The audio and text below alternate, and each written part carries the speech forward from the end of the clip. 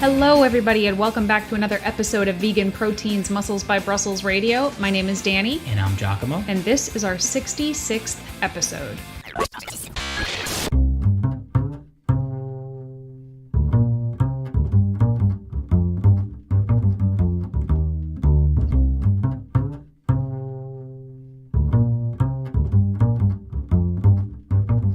Hey everybody, thanks so much. Welcome back. We're happy to have you. We hope you've had a good couple of weeks. 𝐃𝐸𝐽 and I definitely have. We celebrated our 5th wedding anniversary on Saturday. That's what I was forgetting to talk about. That was fun.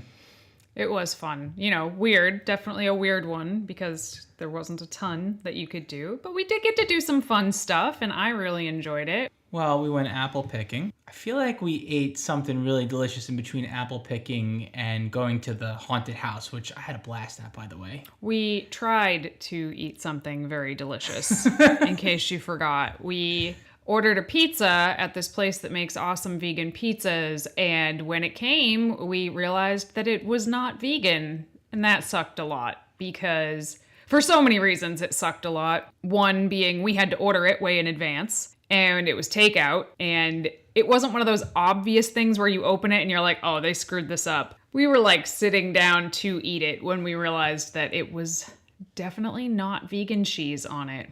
And it's not even like we could give it away because of COVID. So yeah, it was a pickle pizza, and I was really looking forward to it. But don't worry, because I made a recreation the following night at home. Meanwhile, I'm like, it's okay. And then you played to that and you're like, yeah, vegan cheese has come such a far way because this stuff looks surprisingly like vegan cheese, but it's not. Yeah, I was thinking about how like when I first went vegan, I wouldn't have thought for 1 millisecond that pizza was vegan because vegan cheese back then tasted like dirty feet. And now vegan cheese tastes really, really, really good and pretty spot on. But yeah, that sucked. We haven't had an incident like that where we got non-vegan food by accident in a really, really long time. But you know, it happens. It happens to everybody where you accidentally end up with non-vegan food in front of you. Maybe you take a bite of it or maybe you realize it beforehand. But you know, if that happens to you, don't feel bad about it. Just, you know, we're always trying to do our best, and thought maybe it would be helpful if you guys knew that I've been vegan for, actually this month is the beginning of my 19th year as a vegan, and sometimes mistakes like that do still happen. Just learn from it, don't do it again. Obviously we did not eat the pizza. I think that's important to say. We weren't like, oh, well, we have this anyway, let's just eat it. And when we were done afterwards, because we wound up salvaging the day with soup and hummus wrap. However, we finished it off with this bakery that just so happened to be open. I remember the name of it. It was really good. 𝐬𝐿𝐵 Bakes. 𝐬𝐿𝐵 Bakes in Salem, Mass. Definitely recommend it. And we were so nervous, we just asked them straight up, like, can you please tell us what's vegan because you're a vegetarian bakery? And they were like, in hindsight, the sign was right there that had all listed. But long story short, we had a whoopie pie and a macadamia nut cookie, and they were such good sweet treats. But when I saw that they were going to be open and they had all of these restrictions, like that they were going to be doing things very differently, I was like, it actually looks like they're doing a good job with this. So we checked it out. Yeah, and it was surprisingly terrifying for what I would think would be hard to do because the actors were like neutered.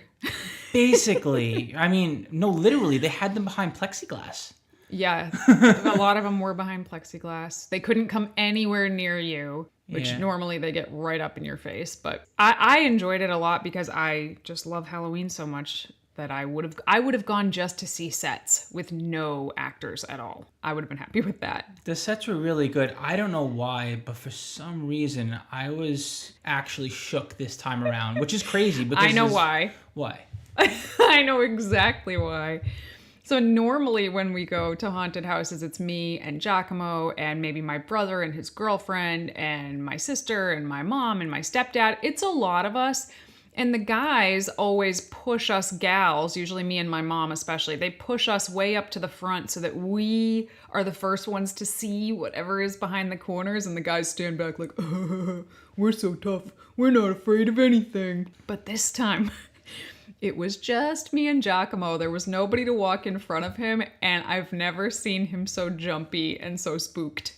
They came at me, and I was like, please don't come at me, bro. They came at you. They couldn't even come within 6 feet of you. They were nowhere near you. What do you mean? But I digress. A good anniversary was had. Yeah, for sure. Anyways. In some other news before we jump into today's topic, we wanted to let you guys know that the Facebook group, the Muscles by Brussels Facebook group, has been resurrected and it's been going really well. And you guys should join it. It's just on Facebook, search Muscles by Brussels group, and boom, there it is. And there's been a lot of good activity in there. So we would love to have you. You can ask questions about the podcast or questions you want on the podcast, and just talk about general vegan health and fitness. And the other super cool thing that we have going on is we have teamed up with a friend and client and registered dietitian, Natalie Pape, who is obviously a vegan athlete herself. And she is going to be writing some really kick-ass articles for the website. And we have our first one from her went up last week, and it is all about vegan omegas. So essential fatty acids, how do you reach your omega-3s on a vegan diet? It is such a great article. I learned a lot. I actually really believe, and I'm not just saying this because I wouldn't do that, I really think it's probably the best article about vegan omega-3s on the entire internet that I have ever read. It's really comprehensive. I feel like we had pretty high expectations and they were blown out of the water on this one. It's definitely worth the read. It's a little bit of a long read, but you get so much information out of it. We have a couple of other articles lined up, but if there are any specific nutrients that you want to learn about how to hit on a vegan diet, let us know. So what are we talking about today, 𝐬𝐿𝐫𝐿? Well, we had a community request for this episode, and I say, why not? Let's go for it. Gut health, right? How does gut health affect us? I mean, why don't we talk about what gut health is first? Your gut is also known as your microbiome. And what it is basically trillions of bacteria, healthy bacteria that is in your intestine and in your stomach. And that bacteria helps you digest your food, which helps you absorb nutrients and otherwise keep a healthy internal working system so that you can have a healthy body. As a matter of fact, they're classifying your gut now as its own separate organ. And although there's more than just the bacteria in your intestine and in your stomach, in other words, there's bacteria in your skin and your saliva, that is where the most of it is found. Yeah, so your gut is everything from your mouth to your butt. It's entry to exit and everything in between. And the gut microbiome, like 𝐬𝐿𝐫𝐿 said, they're now categorizing it as its own organ. And there are trillions, not just bacteria. There's also fungus, there's viruses, there's all kinds of bacteria, like you said, good and bad in there. And they all kind of perform their own tasks, so to speak. And they also act like a unit that sends messages to your central nervous system back and forth all day, every day, to the point that a lot of times it's being discussed as the, quote, second brain, as though your gut and your gut microbiome is a second brain. Correct. Because it dictates everything in your body. And you know what it makes me think of? Those zombie ants. Do you remember? Mm-hmm. Do you remember the zombie ants? Boy, do I. So that's what gut microbiome makes me think of. Like, we have these teeny tiny little creatures, these little critters inside of us, and they actually control us. We have no free will. It's just the gut microbiome forcing us to do everything. That's not true. That's just an actual weird thing that I think sometimes.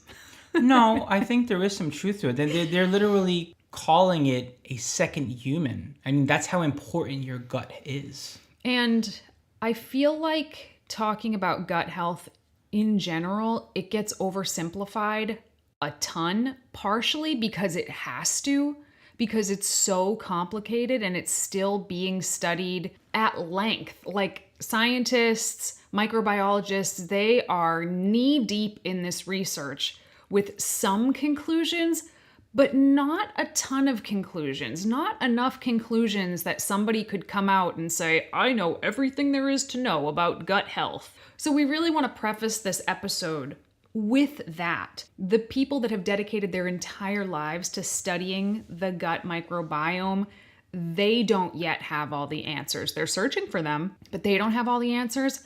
𝐾𝐨𝐽 and I and any other coach or influencer in the world, we certainly do not have all the answers. We don't even have most of the answers.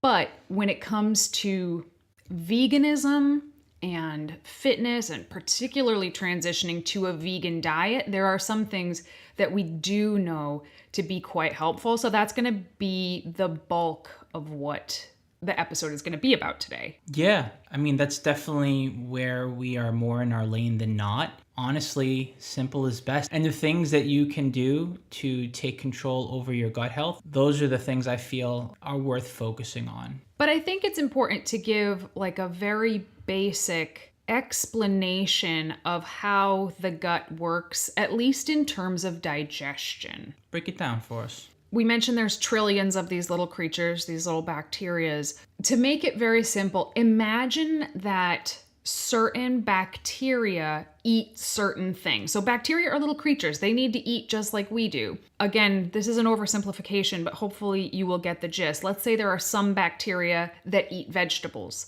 and some bacteria that eat starchy carbohydrates, or some bacteria that eat protein or oils or what have you. There are specific bacteria that eat specific things, that digest specific things. So you really want to have a great variety of gut bacteria, right? Does this make sense so far? In order to have good digestion, like if I eat something that's really oily, for example, but I don't have a lot of bacteria that specifically eats oils, I might have trouble digesting that really oily meal.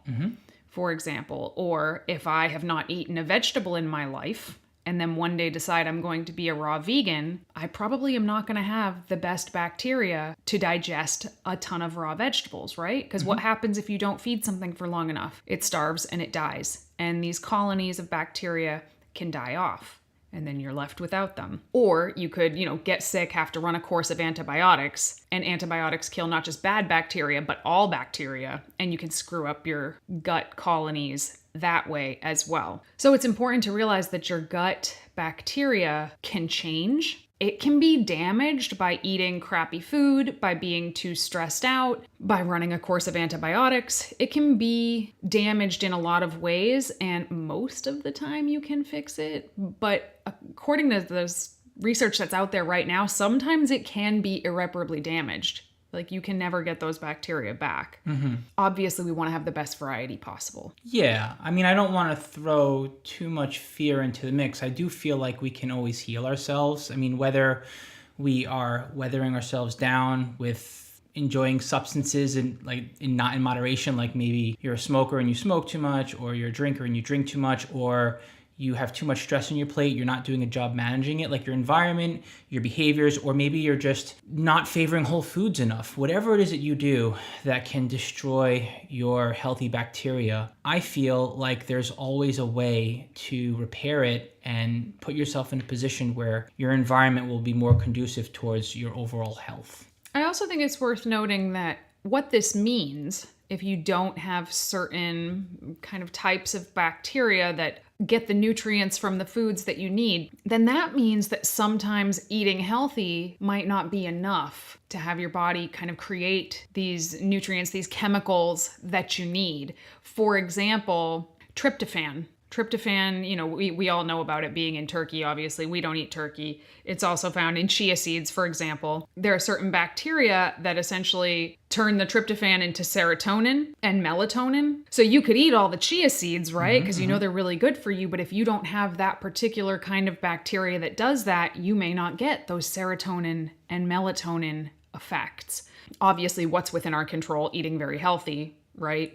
Duh. But if the gut bacteria if the ratios are skewed or if it's thrown off, it can affect how we digest, absorb, etc., the food that we're actually eating. Right, for sure. And looking at something as simple as food, you can think of the ways in which you can wind up having an overgrowth of bacteria you don't want or an undergrowth of bacteria that you do want. I mean, something as simple as leaning too hard on hyperpalatable foods that are perhaps lined with artificial flavors and chemicals that do not contribute anything of value to your health and are arguably harder to digest, not helpful.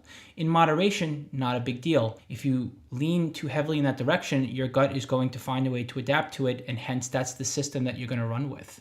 So that's just one example. This isn't like to say go screaming in the direction of whole foods. Here's the part where I feel like it's a little weird and less practical. I feel like we get into patterns of behavior when it comes to foods, and we start to just enjoy eating a certain way. I mean, speaking from personal experience, Danny, I'll go for periods of time where I'm favoring mostly whole foods, and I'll go through periods of time where I'm favoring mostly processed foods. And I just wind up falling into the trap, and I wonder how much of it is just because my body adapts to eating a certain way and it wants to continue eating that certain way, even if it's not necessarily serving me from a health-based standpoint. Well, I mean, we could have that conversation all day. Like, is it your body that's becoming dependent on it, or is it your brain, like, forming these almost addiction? Like, it's a good point, but I feel like it's like a different topic. Yeah. But I do think that this idea that you do want to have a variety of foods. You want to make sure you're eating a variety of foods, because in excluding entire food groups for a long period of time, you can shoot yourself in the foot by killing off the colony of bacteria that digests those particular foods. And then what happens when you reintroduce that food? It becomes the self-fulfilling prophecy where you eat it and you're like, see, I knew I just shouldn't have been eating this in the first place, because then you feel like crap when you eat it. Because it's just sitting there fermenting and not being properly digested in your gut. Let's move on to vegans. Like, vegans specifically tend to have, I would say, two major gut complaints that I hear over and over, that I see in a forum, like a Facebook group, every single day. Like, at least once a day I see this question. Can you guess? Can you guess what the two complaints are? My wheels are spinning, but I'm drawing a blank. Help me out Seriously, here. you're drawing a blank? Okay. Digestive discomfort, like feeling bloaty, for example, and wondering if it's just like you being uncomfortable in your skin perhaps, or just like, gassiness. Like when someone's like, oh my gosh, I went vegan and that's it. Like, my gas is through the roof. I can't keep eating this way, and I can't do it and get all my protein in. What gives? Yeah, that's it. Bloating and gas. Bloating and gas. Bloating and gas. When someone first goes vegan, they are like blown away by how much bloating and gas they might experience. Now, this didn't happen to me. I don't know. Did it happen to you? No. I mean, this is honestly. not to say that I never have bouts of bloating or gassiness, but I don't remember this huge hump I had to get over when I first went vegan. But we'll get into it. I think I just figured out why, actually. It's because I was a crappy vegan, but we'll explain that in a second. Based on what we just talked about, how, you might not have the bacteria that digests vegetables or the bacteria that digests beans or fiber, and then you go from, eating no fiber to eating a ton of fiber overnight, all of that stuff is just trapped in your stomach, like not being properly broken down, and it's releasing a lot of gas, and that gas makes you feel bloated and obviously flatulent as well. So when you think about it that way, it actually makes perfect sense. It's not vegetables and beans inherently bloat you in most cases. It's that you just don't have the right equipment to break them down yet. For sure. And I feel like an easy out here would be like to supplement, because that's the kind of mindset I feel like Western civilization adapts. It's like, okay, we'll take a probiotic, you'll be all right. And the truth is that probiotics can help. However, they're not a cure-all, and we don't know to what extent they can help. So arguably they make perhaps a little bit of a dent and do benefit your bacteria and your gut health in some way. But to this day, even with the ever-growing research, we do not have any conclusive evidence that probiotics are going to be a game changer as far as your microbiome is concerned and its health. That wouldn't be my first stop. If I was experiencing this, that's not where I personally would start. The place where I would start would be to increase my fiber count slowly. Slowly. So a recent study in the Journal of Nutrition stated that 97% of Americans are not hitting their minimum fiber requirement of 15 grams. That's awful. It's pretty bad. The recommendation for most adults is 30 grams. I personally think that is too low. But 15 grams, 97% of Americans are not getting 15 grams of fiber. Like, maybe I'm naive, but I actually find that hard to believe. How is that possible? Maybe people are still like on a straight up Atkins diet. No idea. Anyway, if that's true, and then you go vegan, like honestly, even if you go junk food vegan, which I don't recommend for a lot of reasons, but even if you did, you would still get way more than 15 grams of fiber. But if you try to go whole food vegan overnight, which is what a lot of people do, and we've talked about how that can be really tricky for people right out of the gate. This is one of the reasons, is because it can cause a lot of digestion issues at first. You can be going from, maybe getting 10 grams of fiber a day to 70 or 80 grams of fiber overnight, and it's gonna hurt like the dickens. Well, this is where I feel like more is not necessarily better. Even when it comes to eating a predominantly whole food diet, you still have to do the work and pay attention and find a way to balance what is on your plate, especially if your goal is to be an athlete and an athlete who performs well, whether your goals are physique based or not. I mentioned this yesterday on one of the Facebook groups because I feel pretty strongly about it. I know there's like this line in the sand that we try to draw when we say this is whole foods and plant-based and this is not, and this is processed and this is not. Like, honestly, I'll just go out on a limb here and say, as far as I'm concerned, seitan, whole food. As far as I'm concerned, tofu, whole food. That's what I think. I mean, no, it's not something you pull out of the ground. However, I mean, it's not that complicated either. We're really just talking about wheat or soy being prepared as a plant-based meat, and you can get your protein in and you don't have to worry about, having 7 cups of beans a day in order to meet your protein requirements if you need it. Yeah, I mean, I guess I kind of agree with you. I can see seitan and tofu as being a whole food because you can literally take whole wheat flour and kind of wash it or rinse it with water until you get seitan. Like, I don't know how that's different from making a glass of juice where you are extracting the fiber. But anyway, that's kind of semantics about what is whole food, what is clean eating, whatever. But you're right that I personally think that it's really important to have a variety of food. But in terms of getting enough fiber, I would say, this is a good time to try and track your food for a little bit, which I think somebody should do when they're going vegan anyway. Track your food, see how much you're eating, because people are usually dramatically under eating calories. And if you're eating a ton of vegetables and feeling super full, you're even more likely to under eat calories because you feel so full, even though you actually aren't full of food. You're full of gas and bloat from super high fiber. I would say walk it up incrementally. You can have too much fiber. You absolutely can have too much fiber, but your body will become accustomed to higher fiber over time. And I've seen people be able to tolerate, 70-ish grams of fiber per day. Tolerate it well. I think much higher than that, and you really do run the risk of basically just not absorbing your vitamins and minerals properly. There are some people who will agree with me and some who will disagree with me, and that's fine. But you have to find the right amount of fiber for you. And overall, this switch towards whole foods is a good thing. There will eventually be a shift in the colony of bacteria in your gut. The research shows it will be a shift away from pathogenic bacteria and more towards protective bacteria, because we all know that whole plant foods are very good for you and very protective for you. Yes. The fiber, the prebiotics, what you're talking about, they literally feed the bugs in your stomach, the healthy bacteria. Those trillions of bacteria are fed by that fiber, by those prebiotics. And then you have certain foods that help break molecules from larger sized ones into smaller sized ones before they even hit the lining of your stomach. Foods that are high in digestive enzymes, high in protease to help you digest protein, high in amylase to help you digest carbohydrates,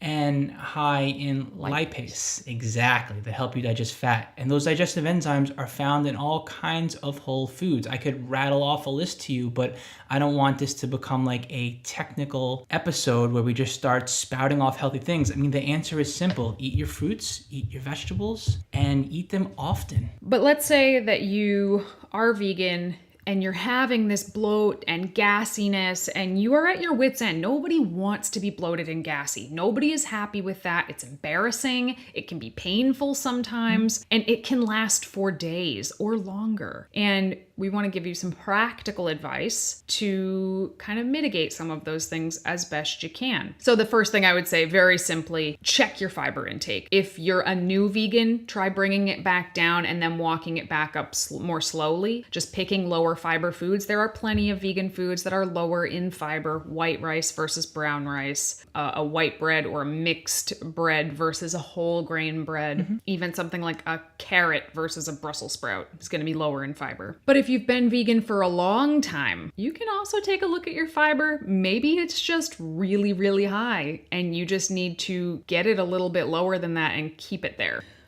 You could also try drinking more water.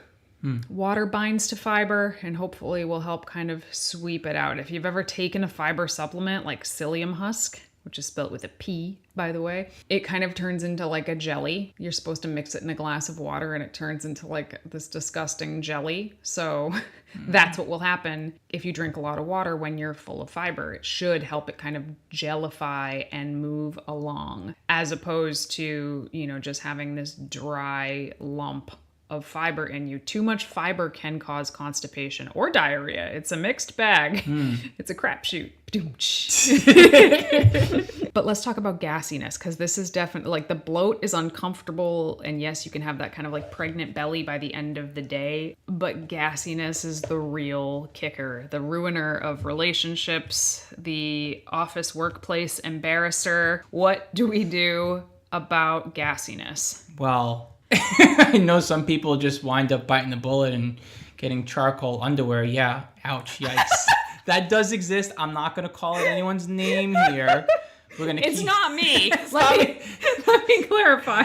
Okay, as embarrassing as this is, I have no shame. I tried it once on prep. It was really bad, and I'll never do it again. I thought that it was unnecessary. But desperate times call for desperate measures. Charcoal underwear? I wound up buying some. I think we were traveling, and I'm like, I can't do this to people on the plane. I can't do it to Dan. You didn't know about that one, huh? No.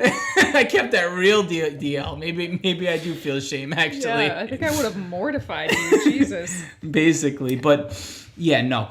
I feel like you have to give it 3 months. Give any period of time where you're making adjustments in your diet, even if you're already vegan, give it 3 months. Because, like, for example, if you're eating a certain way, like if you're eating all uncooked food and you try to go to cooked food, even though you're vegan, you're going to have a tough time digesting it. If you're going to all processed food, to all whole food, even as a vegan, you're going to have a difficult time digesting it. But this all goes back to what we were talking about in the beginning. If you don't eat something regularly, you don't have the bacteria to digest that thing. So when you start eating that thing, it's going to be uncomfortable at first. I understand what you're saying. Give it 3 months for it to level out, but no one wants to be Fart City for 90 days. So you're tracking your fiber is what you're saying. Right. But beyond that, the next thing that I have my clients do when this is happening is pay attention to what are you eating that is making you feel like this. The first thing that I eliminate if somebody is feeling really gassy, especially if they just started working with us, because everybody who works with us is already vegan, or at least they really want, they're trying to be vegan. But for most of them, it's a pretty big increase in protein. That is easily the biggest thing. And when you increase your protein, if you don't have a lot of that bacteria that digests protein, you're going to be gassy. So one of the things that I have people eliminate is pea protein. If they are using a protein powder that has pea protein in it, think about higher protein, and then peas are also a legume, right? Beans. You know what they say about that. Pea protein seems to give people a lot of bloating, a lot of gas. So we will pull that out first, see if that fixes it. A lot of times that change alone will make the gassiness go away. The next thing that I have people look at, if that doesn't do it, is cruciferous vegetables. Cruciferous vegetables are a much gassier type of vegetable than a lot of other vegetables. So that's broccoli, kale, collards, Brussels sprouts, cabbage. These can make people really gassy, and in particular, it can make pretty smelly gas. Because one thing that's important to note is some gas is normal. If you never, ever have any gas, that is probably not good. Some gas is normal, but you know when you're having a pretty bad gassy episode, and the cruciferous vegetables can be a big part of it. So you can try cutting those out for a while and then reintroducing them in smaller amounts. You can can also try cooking them very well and reintroducing them in smaller amounts. Because the more you cook it, the hot water starts breaking it down for you. So that can be helpful as well. And there's lots of non-cruciferous vegetables that are really, really great for you too. So I'm not saying cut out vegetables. I'm saying try taking those out for a little bit. And hopefully you'll only have to do that for a short period of time before you can start reintroducing them in small doses. Right. We all have a certain happy place where it's not like you can have cruciferous vegetables. It's not like you can have a certain amount of pea protein. It's just that you need to find your sweet spot for these foods as opposed to having them dominate your meal plan. We also haven't talked about beans at all. Beans, okay. Okay. All of us grew up hearing that vegetarians that didn't eat meat, they got their protein from beans. That's what we heard. So a lot of people, when they go vegetarian or vegan, they take the meat off their plate and they replace it with beans. Not only are beans high in fiber and protein, two things that you may not have been getting a lot of before, they also have oligosaccharides in them, which we can't digest. Like, we can't actually break it down. But you can get used to it and not have a gassy problem with it after a while. Most people, not everybody.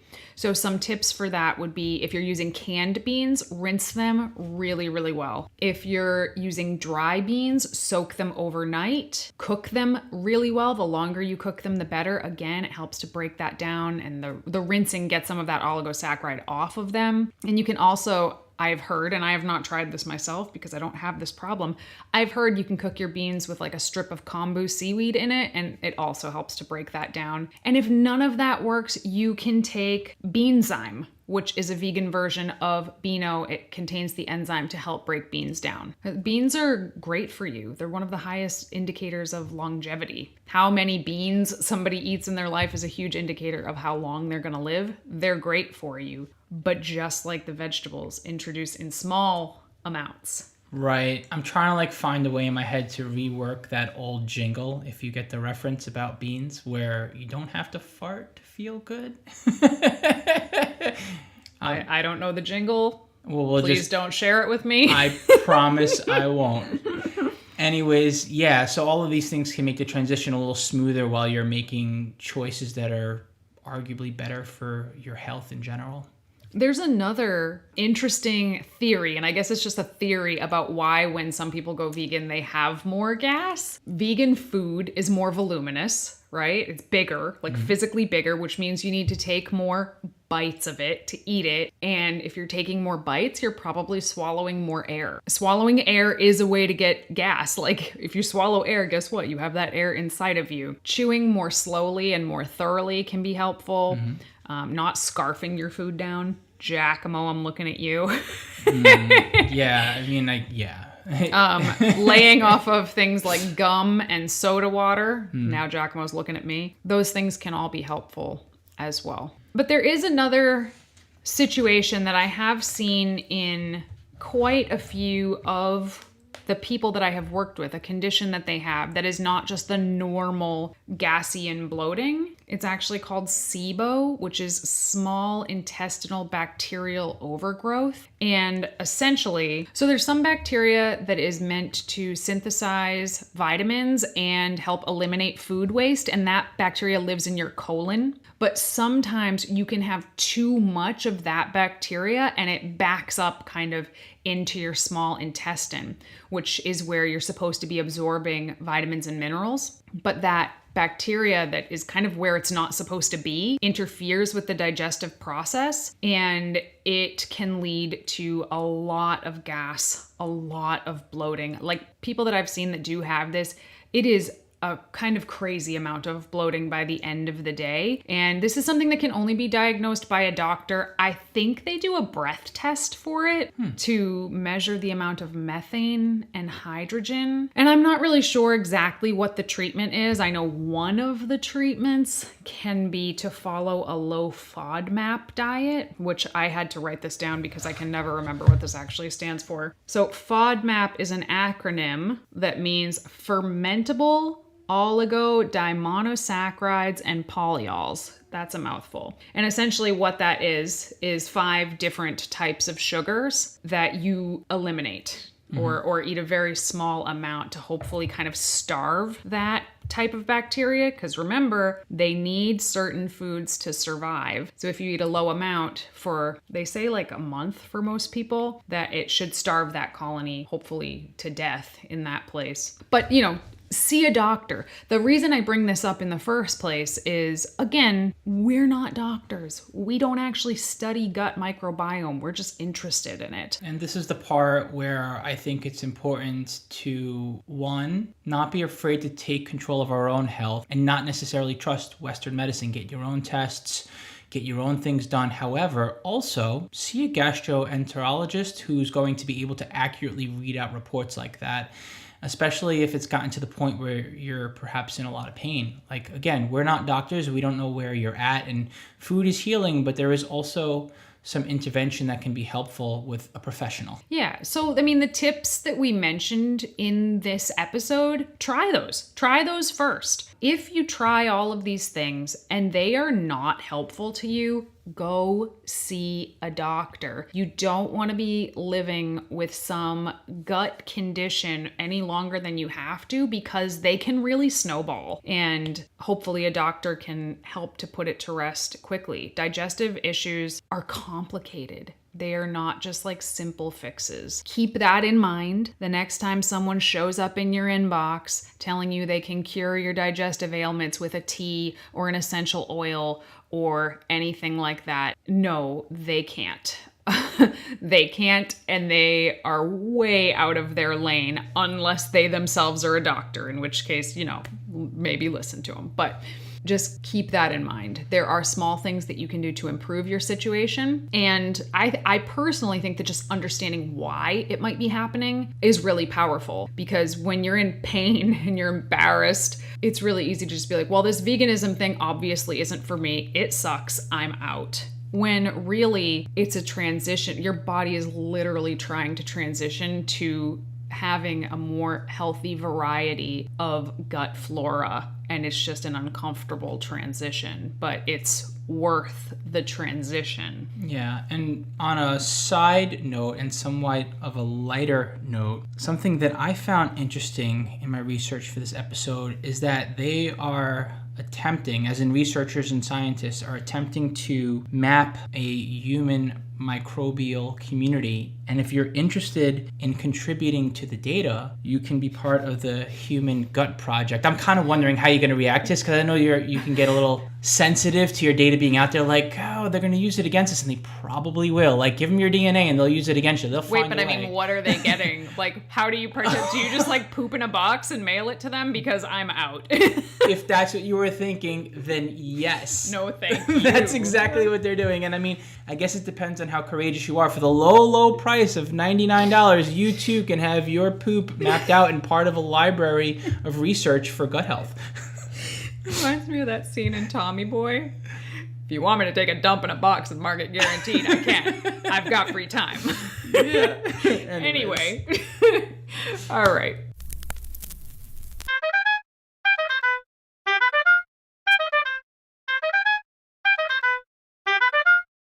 Moving on to our question and answer segment today. I'm really struggling to allow myself these days off, and many times only take 1 or 2 days off per 7-day period. Is this hurting my strength gains, or does it really depend on how I feel from week to week? Okay, good question. First and foremost, I do want to suggest to prioritize rest and recovery just as much as training is prioritized, if not even more. There's only so much fatigue that we can adapt to. And I think it has less to do with how you feel week to week and more about how you feel over a long period of time, because fatigue is one of those things that builds up. And by the time that you're finally willing to admit to yourself, I feel like crap, you've probably been, I don't want to say bordering on being burnt out. However, you're probably at a point where you're going to need to recover from that fatigue, and it won't happen over the course of, say, a week or two. And you literally have to lighten up on your training for sometimes as much as 3-6 months or even a year, depending on how hard and how long you've been going for. And this is in terms of, yes, strength and performance and being able to progressively overload over the course of time. The easiest way to protect yourself from worrying about rest days and are you doing enough or are you doing too much is to program deloads into your training blocks. So this is something that I suggest you do only after you've been training for at least 6 months consistently. Once someone has been training for 6 months consistently, every, say, 18 to 24 weeks, they can take a deload. Once they've been training for 1 to 3 years consistently, they can take a deload anywhere from, say, every 6 to 12 weeks. Once you've been training for more than 3 years consistently, consider taking a deload every, say, 4 to 8 weeks.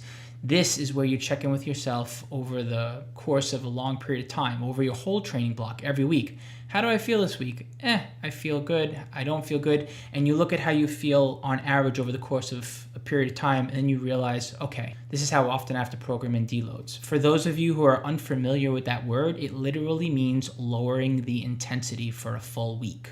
So in other words, you go through your training program, same exercises, same sets, same reps. You just go at lower degree of intensity. In other words, 70% of the weight that you would normally use or 80% of the weight you would normally use. Just pick an arbitrary number that will give you the chance to spend a week on recovery every, say, 4 to 24 weeks, depending on how long you've been training consistently.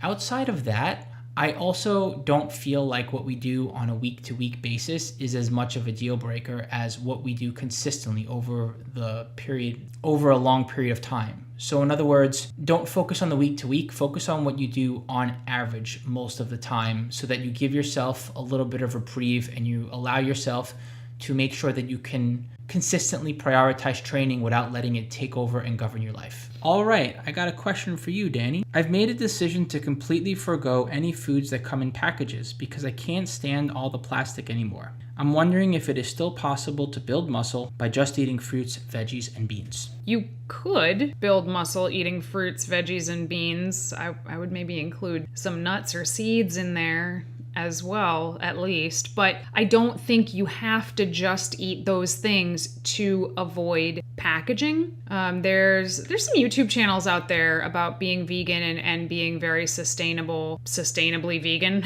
is one of them. And another one, I think the name of the channel is 𝐬𝐿. She's great. And she does a really good job explaining how a lot of times when you think something is zero waste, it may very well not even be close to zero waste. So you basically just have to do the best that you can do. So when I think about foods that come in packages that you might be avoiding, so I would assume pretty much all of the mock meats that are out there. I think Beyond Meat just came out with a breakfast sausage that has no plastic and it's just in a cardboard box. So I think that's a step. But most of the mock meats obviously do come in plastic. The good news is you can make your own mock meats from scratch. You can. 𝐾𝐨𝐧'𝐭 and I buy a bag of Vital Wheat Gluten. We buy a 50-pound bag, maybe twice a year. Is it twice a year? Roughly. And it comes in a paper bag. There's no plastic in the bag at all. You can also use tofu in these recipes. Now, tofu typically comes in packages, but you could make your own tofu with soybeans, or depending on where you live, you might be able to find a local tofu maker where you can get it without plastic. Also, COVID definitely complicates this, but obviously there's bulk bins that you can get grains and nuts and seeds and dried fruits and granolas and things like peanut butter, almond butter. I've even seen some places where you can get soaps and oils and vinegars and laundry detergents, all plastic free. 𝐾𝐨𝐽 and I have access to exactly zero of what I just said.